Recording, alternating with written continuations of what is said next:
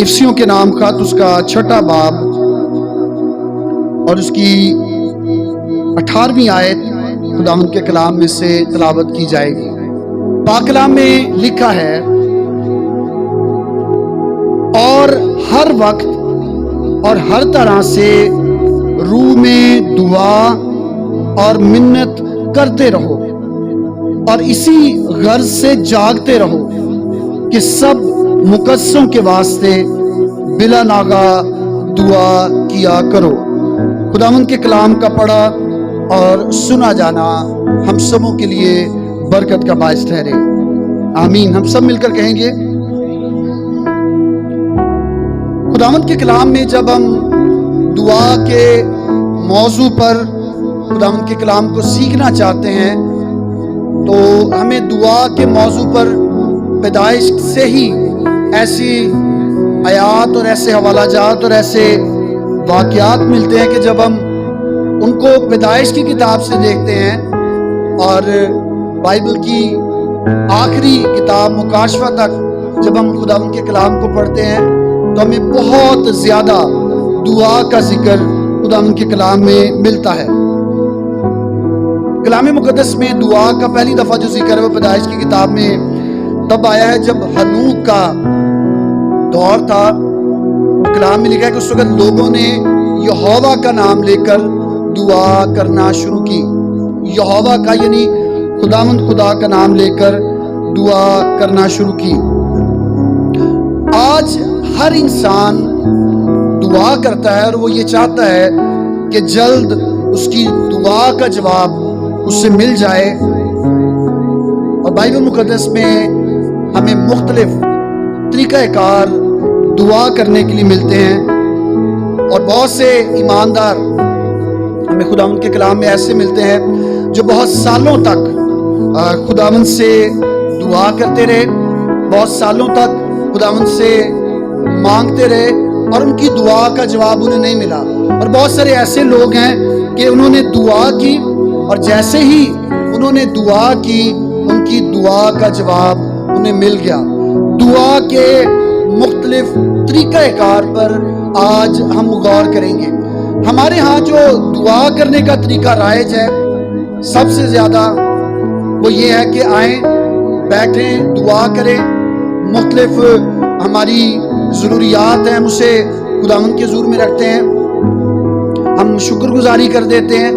اکثر اوقات دعا میں کچھ نہ ملا ہو تو شاید بہت سے لوگ گلے شکوے بھی خداوند سے کر لیتے ہیں، لیکن آج ہم کلام کی روشنی میں دیکھیں گے کہ دعا کرنا اصل میں ہے کیا اور وہ کون سے مختلف طریقہ کار ہیں جن کو استعمال کر کے ہم دعا کر سکتے یا خداوند کے ساتھ گفتگو کر سکتے ہیں۔ سب سے پہلے جس طریقہ کار پر ہم غور کریں گے وہ زبور کی کتاب زبور 99 اور اس کی 5ویں آیت میں ہمیں ملتا ہے۔ میرے ساتھ اس حوالہ کو دیکھیں، زبور کی کتاب زبور 99 اور اس کی 5ویں آیت۔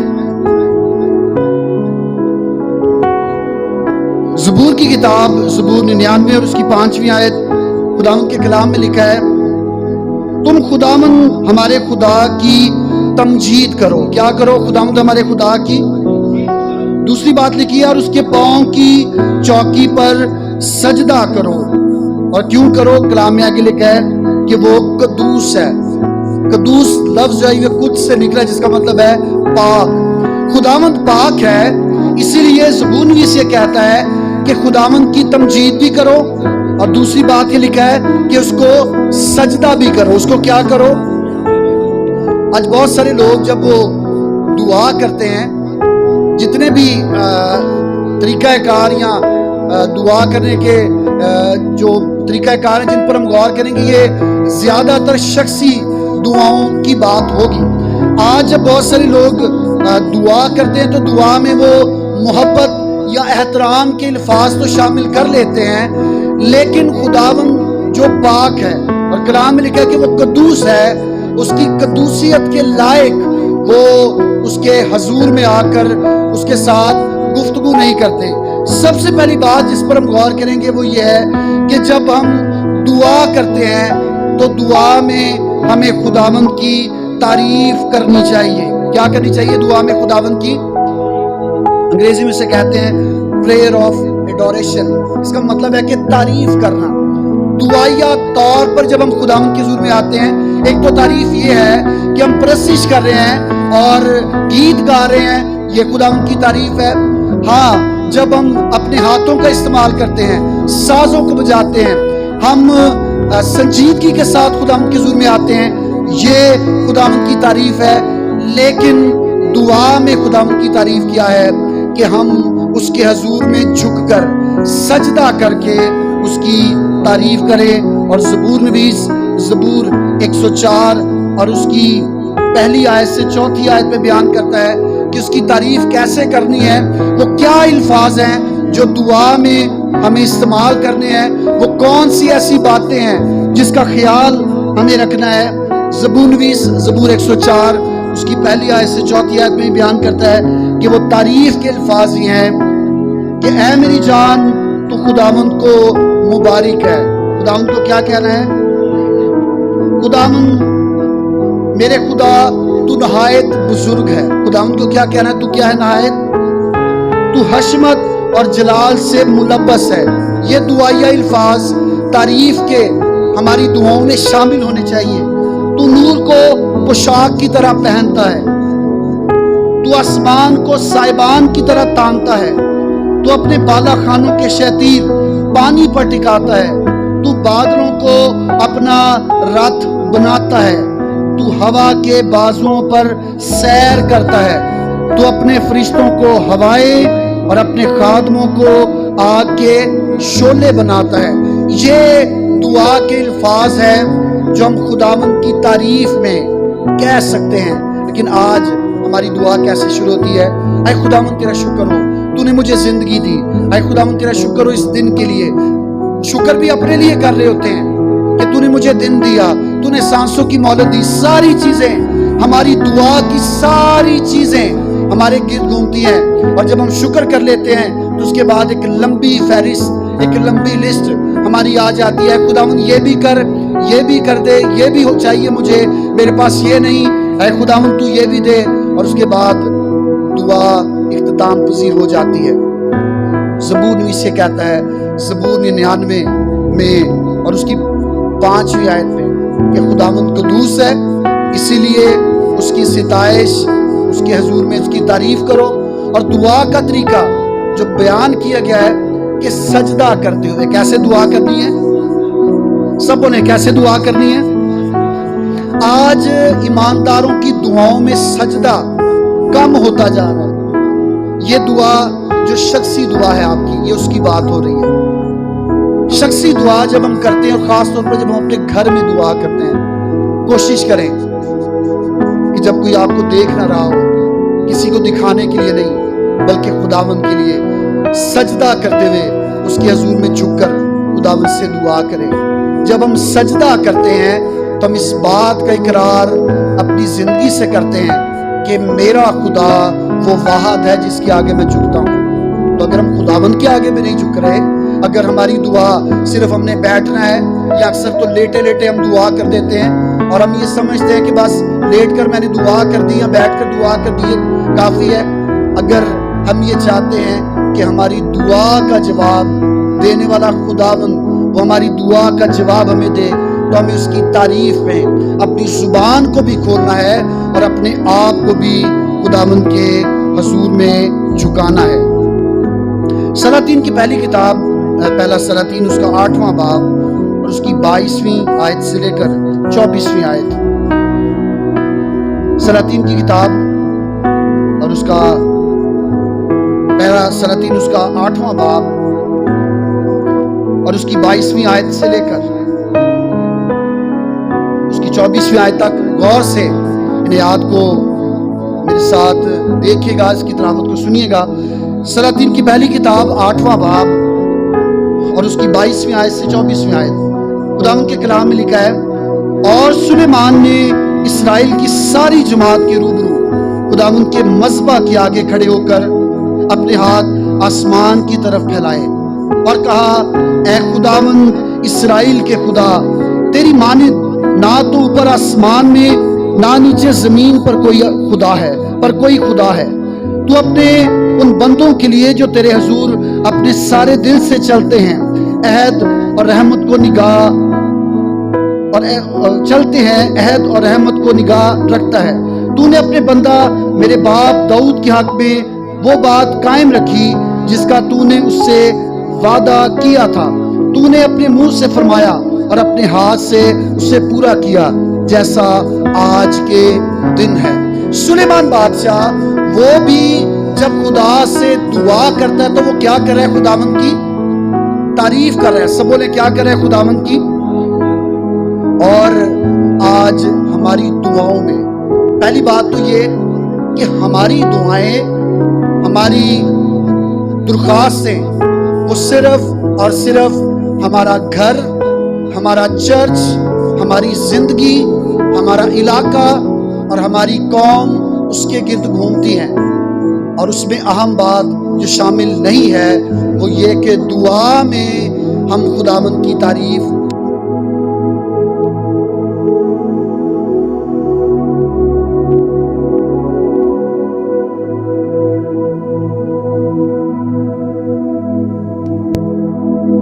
ہوئے نہیں ہوتے، اور نہ ہم نے اپنے آپ کو اس قابل کیا ہوتا ہے کہ ہم خداوند کی ستائش کر سکے۔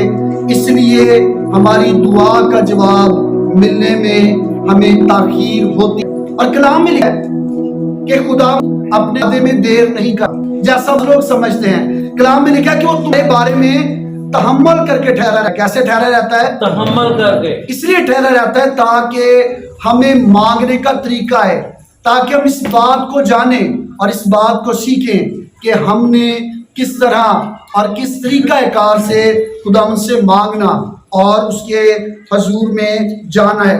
سب سے پہلی بات جو دعا ہم نے کرنی ہے، دعا جو ہماری ہونی چاہیے خداوند کے کلام کے مطابق، وہ یہ ہے کہ ہماری دعا میں خداوند کی تعریف ہونی چاہیے۔ ہماری دعا میں کیا ہونی چاہیے؟ خداوند کی تعریف ہونی چاہیے۔ دوسری طرح کی دعا یا دوسرا جو طریقہ کار ہے دعا کرنے کا خداوند کے کلام کے مطابق، وہ یہ ہے کہ ہماری دعا میں اکثر اوقات ہمارے آنسو شامل نہیں ہوتے۔ ہماری دعا میں کیا شامل نہیں ہوتے؟ ہمارے آنسو شامل نہیں۔ سب بولے کیا شامل نہیں ہوتا؟ آنسو شامل نہیں ہوتے۔ ہم زندگی میں ہم گناہ کر لیتے ہیں، غلطیاں خطائیں ہو جاتی ہیں، لیکن ندامت ہماری زندگی میں نہیں ہوتی۔ میرے ساتھ حوالہ دیکھیے، پہلا پطرس اس کا 5واں باب، پطرس رسول کا پہلا عام خط اس کا 5واں باب اور اس کی 7ویں آیت۔ خداوند کے کلام میں سے پہلا پطرس 5 باب اس کی 7ویں آیت، خداوند کے کلام میں لکھا ہے، اور اپنی ساری فکر اسی پر ڈال دو کیونکہ اس کو تمہاری فکر ہے۔ اس کو کیا ہے؟ تمہاری۔ سب بولیں اس کو کیا ہے؟ تمہاری۔ ہم دعا کرتے ہیں، اپنی فکریں لے کر آتے ہیں، لیکن ہماری دعا میں ہم اپنی فکریں، ہم اپنا ٹوٹا ہوا دل اس سے نہیں دیتے، بلکہ دعا بھی جب ہم کرتے ہیں تو بالکل ایسے کرتے ہیں کہ ٹھیک ہے، اگر دعا قبول ہو گئی تو صحیح ہے، نہیں تو کوئی بات نہیں، پھر میں تے ہے یا میں تے اپنی مصیبتاں دا، اپنی پریشانیاں دا حل کر لینا ہے۔ میرے عزیزو، خداوند یسوع مسیح نے کہا کہ مجھ سے جدا ہو کر تم کچھ نہیں کر سکتے۔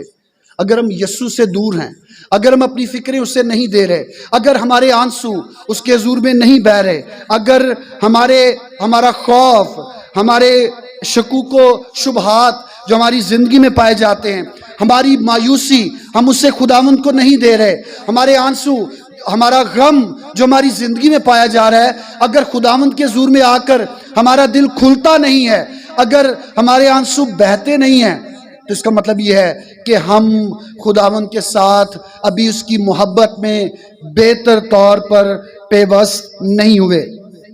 خداوند کے کلام میں ہمیں ایسی بہت ساری دعائیں ملتی ہیں جس میں لوگوں نے آنسو بہائے، انہوں نے اپنا دل کھول کر अपना दुख, अपना गम, अपनी परेशानी खुदावंद को बताई। हमें खुदावंद के कलाम में सैमुअल की किताब में हन्ना का, जो सैमुअल की माँ थी, अभी जब वो माँ नहीं बनी, उसकी सौतन उसे ताने मारती है, वो अपना दिल खोल कर खुदावंद के हुजूर में रखती है, और जब वो खुदावंद के हुजूर में जाती है तो उसकी दुआ सुनी जाती है। और इसलिए सुनी जाती है क्योंकि वो खाना पूरी के लिए नहीं आई थी। अक्सर औकात हमारी दुआ खाना पूरी की दुआ होती है। हर शख्स से हम कहते हैं मेरे लिए दुआ करें, मेरे लिए दुआ कीजिएगा, लेकिन हम अपने लिए दुआ नहीं करते। बहुत से ऐसे लोग हैं जिन्होंने रो कर दुआ की, और बाइबल मुकद्दस में हमें पूरी एक किताब, नोहा की किताब, वो पूरी किताब ही हमें ऐसे नोहा का जिक्र करती जिसमें कौम बनी इसराइल रो रही है। वो खुदावंद के हुजूर में जाती है, उनके आंसू बहते हैं क्योंकि अब खुदावंद का घर, हैकल उनके पास मौजूद नहीं रही। जब मेरे अजीजों हम दुआ के लिए खुदावंद के हुजूर में आते हैं तो अपने आप को कैद में ना रखें कि मैं खुदावंद से दुआ करूंगा। रोना नहीं मैंने। अगर आपके आंसू, आपके जज्बात के साथ आपके आंसू आते हैं तो अपने उन आंसुओं को खुदावंद को दें। और हम गाते हैं कि बीज दा चुके जखीरा रोंदा होया जाता है। जब किसान बीज बोने जाता है तो वो बीज जब बोता है तो वही बीज जो उसके पास होता है, दुनियावी तौर पर देखें तो एक बेवकूफ़ी की बात लगती है कि बीज को लेकर फसल में, उसमें खेत में फेंक के आ जाना, पता नहीं निकलती है या नहीं निकलती। टूटे हुए दिल के साथ किसान जाता है, लेकिन कलाम में आगे लिखा है, हम गाते भी हैं, पर खुशी दे नाल बेशक परियां चुक के आवेगा। जब हम आंसुओं के साथ बोते हैं, जब हम आंसुओं के साथ खुदावंद के हुजूर में आते हैं, अपना दिल, अपने शक व शुबहात, अपनी मायूसियां, अपनी कमजोरियां खुदावंद के हुजूर में ले आते हैं, तो फिर ये हो नहीं सकता कि हमारी दुआ का जवाब ना मिले। माजरत के साथ कहना चाहूँगा कि जैसे हम दुनिया में लोगों के सामने खुलना नहीं चाहते, हम खुदावंद के सामने भी दुआ तो करते हैं लेकिन खुलकर नहीं करते। हम कभी भी अपने गुनाह पर, अपनी गलतियों पर पशेमान नहीं होते। अक्सर औकात कोई शख्स, हमने उसके लिए कुछ बुरा किया हो, अपनी ज़ुबान से किसी के लिए बुरे अल्फाज निकाले हों, वो हमें प्यार करे, हम उससे माफ़ी भी नहीं मांगते। इंसानों के साथ हमारा ये रवैया, शायद दुनिया में हम सोचे कि मैं क्यों माफ़ी मांगूं, मैं क्यों इससे ये कहूँ, लेकिन खुदावंद के सामने हमें कभी भी ऐसा नहीं बनना। और क्यों नहीं बनना? क्योंकि खुदावंद का कलाम किसी भी ऐसी दुआ को, किसी भी ऐसी दरख्वास्त को जो दिल से की नहीं जाती, खुदावंद उसे कबूल नहीं करता। जिसमें थोड़ा शक होता है, शक व शुबहात वाली दुआ कभी भी खुदावंद के हुजूर में मकबूल नज़र नहीं हो सकती। खुदावंद के कलाम में से ज़बूर की किताब, ज़बूर 88 और उसकी पहली 3 आयत खुदावंद के कलाम में से देखेंगे। ज़बूर 88 उसकी पहली आयत से तीसरी आयत खुदावंद के कलाम में लिखा है, ऐ खुदावंद मेरे निजात देने वाले खुदा, मैंने रात दिन तेरे हुजूर फरियाद की, मेरी दुआ तेरे हुजूर पहुंचे, मेरी फरियाद पर कान लगा, क्योंकि मेरा दिल दुखों से भरा है और मेरी जान पाताल के नजदीक पहुंच गई है। ज़बूर नवीस इस बात को कहता है कि मेरा दिल किससे भरा है? दुखों से भरा है। सब बोले क्या कहता है? मेरा दिल किससे भरा है? आज हमारा दिल दुखों से तो भरा होता है, लेकिन हम अपना दिल खुदावंद को देना नहीं चाहते।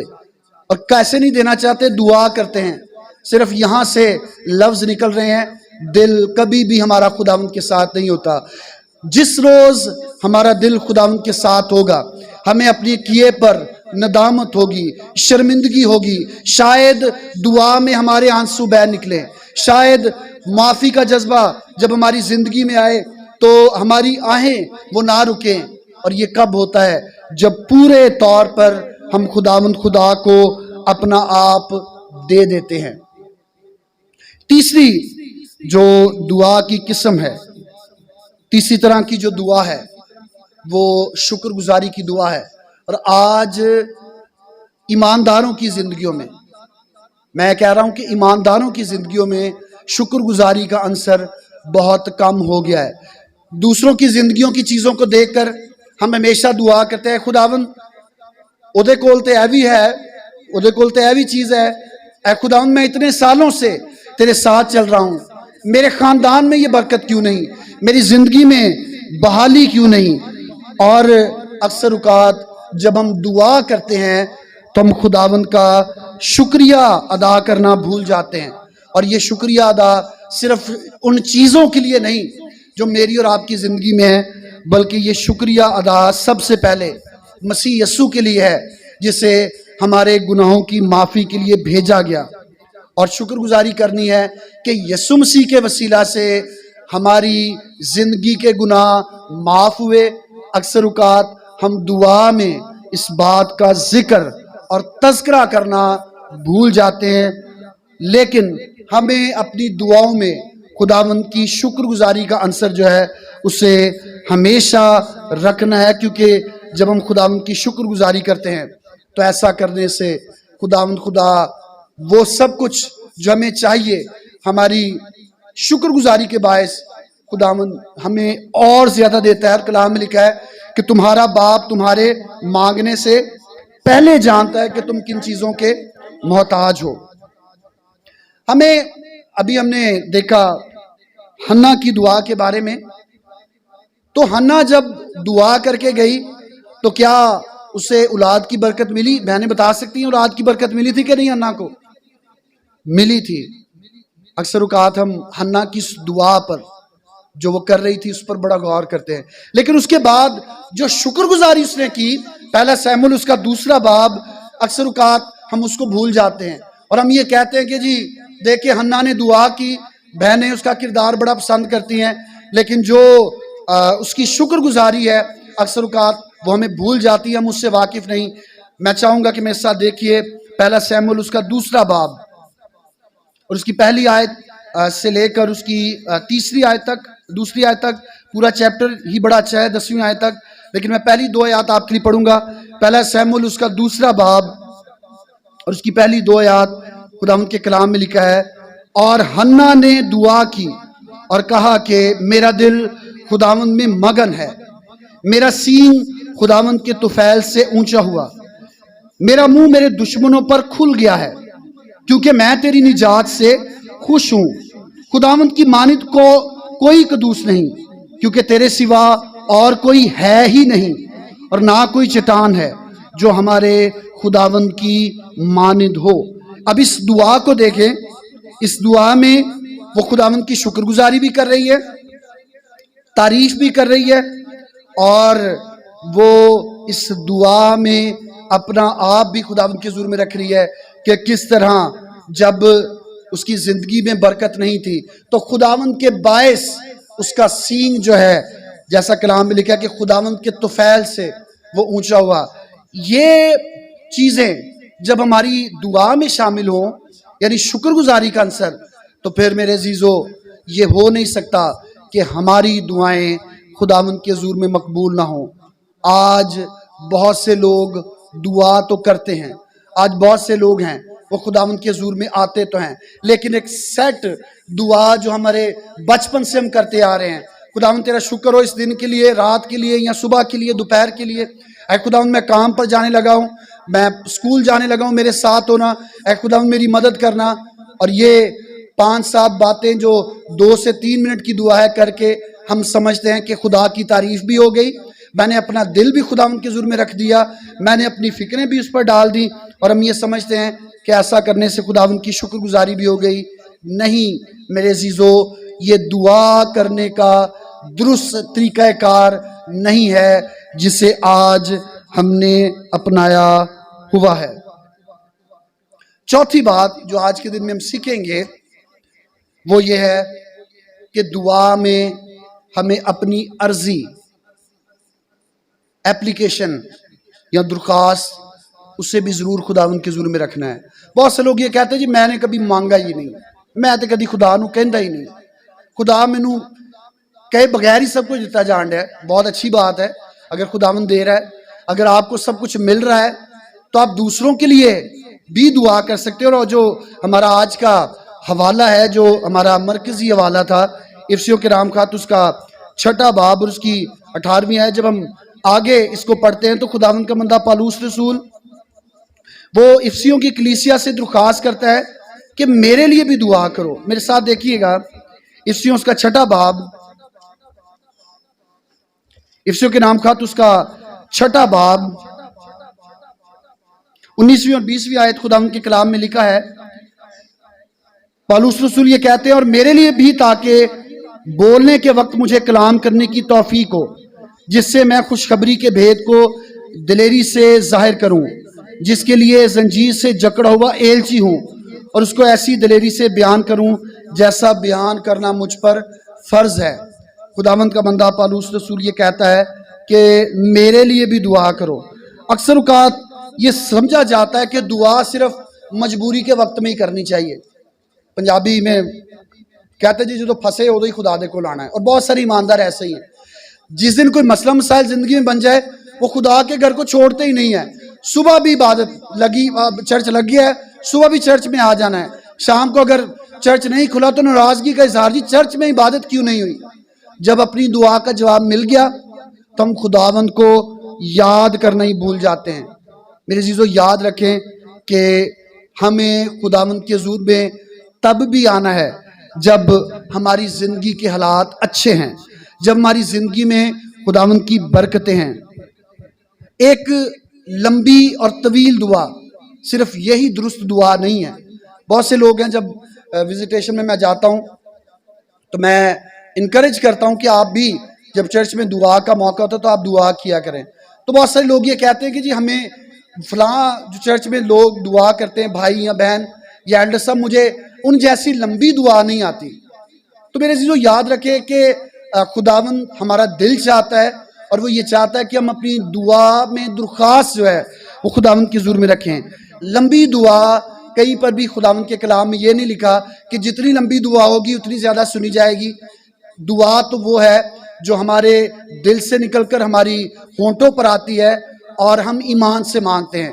اچھی بات ہے اگر آپ کا خدا کے ساتھ ایک اچھا ریلیشن ہے، ایک اچھا رشتہ ہے، تو آپ طویل وقت کے لیے دعا کر سکتے ہیں، لیکن اگر مختصر دعا بھی کی جا رہی ہے تو اس دعا میں درخواست ضرور شامل ہونی چاہیے۔ بہت سے لوگ جب وہ دعا کرتے ہیں تو وہ درخواست دعا میں اپنی دعا یا درخواست خداوند کے حضور میں نہیں رکھتے۔ افسیوں کا خط اس کا 3 باب اور اس کی 14ویں آیت سے 21ویں آیت، خداوند کا بندہ پالوس رسول یہ کہتا ہے، اس سبب سے میں اس باپ کے آگے گھٹنے ٹیکتا ہوں جس نے آسمان اور زمین کا، جس سے آسمان اور زمین کا ہر ایک خاندان نامزد ہے، کہ وہ اپنے جلال کی دولت کے موافق تمہیں یہ عنایت کرے کہ تم اس کے روح سے اپنی باطنی انسانیت میں بہت ہی زور آور ہو جاؤ، اور ایمان کے وسیلہ سے مسیح تمہارے دلوں میں سکونت کرے، تاکہ تم محبت میں جڑ پکڑ کے اور بنیاد قائم کر کے سب مقصوں سمیت بخوبی معلوم کر سکو کہ اس کی چوڑائی اور لمبائی اور اونچائی اور گہرائی کتنی ہے، اور مسیح کی اس محبت کو جان سکو جو جاننے سے باہر ہے، تاکہ تم خدا کی ساری معموری تک معمور ہو جاؤ۔ اور خداوند کا کلام یہ بیان کرتا ہے کہ ہمیں اس میں جڑ پکڑنی ہے۔ جس قدر زیادہ جڑ مضبوط ہوتی جائے گی اس قدر زیادہ پودا بڑھتا جائے گا۔ اگر آپ مختصر دعا سے خداوند کے حضور میں اپنی درخواستیں رکھنے کا آغاز کریں گے تو یہ دعا کرنے کا سلسلہ، درخواست دعا میں رکھنے کا سلسلہ لمبا اور طویل ہوتا جائے گا۔ جب ہم اس میں جڑ پکڑیں گے اور مضبوط ہوں گے تب ہی ایسا ممکن ہوگا۔ اور جب ہم دعا کرتے ہیں، جب ہم اس کے سامنے اپنی درخواستیں رکھتے ہیں دعا میں، تو پھر کلام میں لکھا ہے کہ ہمیں پتہ چل جاتا ہے کہ اس کی چوڑائی، اس کی لمبائی، اونچائی اور گہرائی کتنی ہے۔ کتنا زیادہ مجھے خداوند کے حضور میں جانا ہے کہ میری یہ درخواست खुदावंद के हुजूर में मकबूल ठहरे। अगर हमारी दुआ में ये चीज़ें शामिल हों तो मेरे अजीज़ों, कोई भी दुआ जो हम खुदावंद के हुजूर में करते हैं, ऐसा हो नहीं सकता कि हमारी वो दुआ खुदावंद के हुजूर में मकबूल ना ठहरे।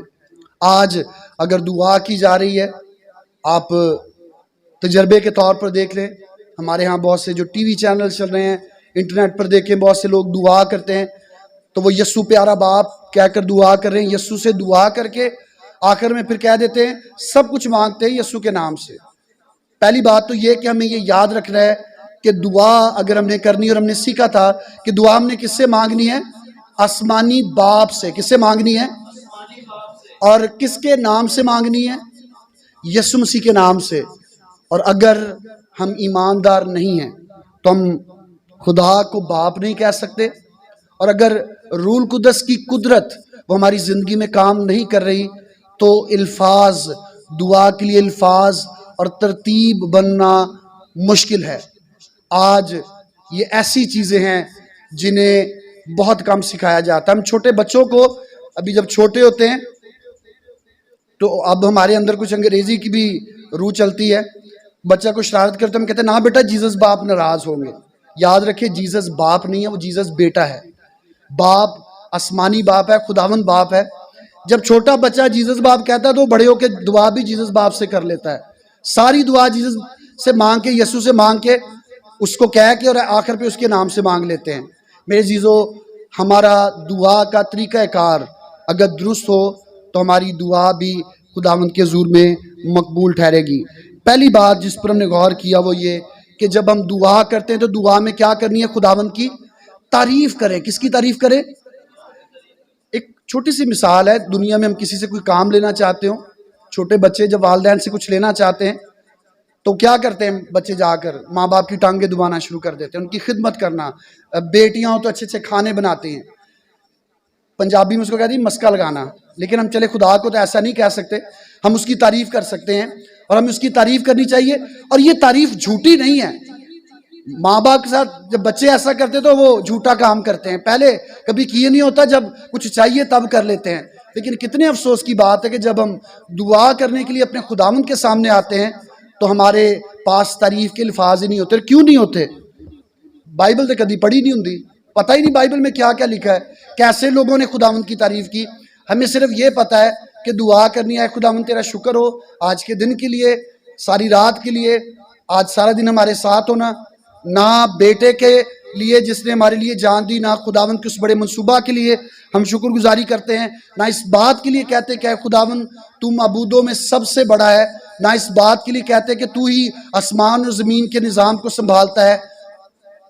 दुआ में खुदावंद की तारीफ के अल्फाज को हमें शामिल करना। और सबसे अहम बात जिस पर हमने गौर किया कि शख्सी दुआ जब आप करते हैं तो ज़रूर सजदे में जाकर खुदावंद के हुजूर में दुआ किया करें। दूसरी बात जिस पर हमने गौर किया वो ये कि जब दुआ करते हैं तो अपना दिल खोल कर उसके सामने रखा करें। अगर गम में है, अगर दुख में है, अगर आंसू आ रहे हैं, दुनिया के सामने आंसू बहाएंगे वो आपका मजाक उड़ाएगी। जो आंसू खुदावंद के हुजूर में बहाए जाते हैं वो बीज का काम करते हैं।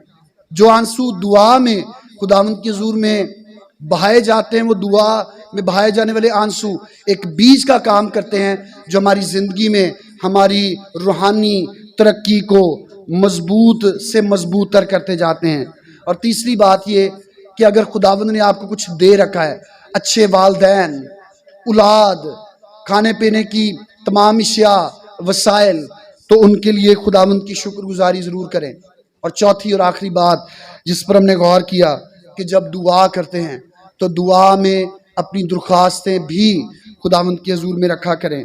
खुदावंद का कलाम हमें इन बातों के बारे में बताता है।